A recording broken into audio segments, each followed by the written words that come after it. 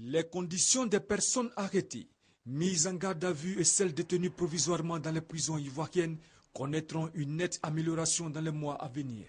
C'est ce qui ressort de la réunion stratégique pour la mise en œuvre des lignes directrices de Luanda en Côte d'Ivoire. Le garde des Sceaux vous assure-t-il de son engagement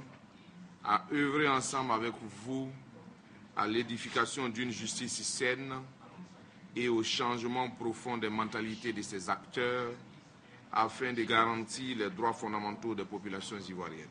Réunis pour le lancement des lignes directrices de Luanda en Côte d'Ivoire, les partenaires de la Côte d'Ivoire en matière de droits de l'homme, le Programme des Nations Unies pour le développement, PNUD, le rapporteur spécial sur les prisons et les conditions de détention, ainsi que l'Observatoire ivoirien des droits de l'homme, OIDH, se disent prêts pour aider l'État ivoirien dans le respect des droits de l'homme et de sécurité des personnes détenues à travers la mise en application des lignes directrices de Luanda. Cela tombe à pic dans la mesure où la Côte d'Ivoire est justement en train de procéder à la modification de ses codes criminels usuels, à savoir le code de procédure pénale et le code pénal.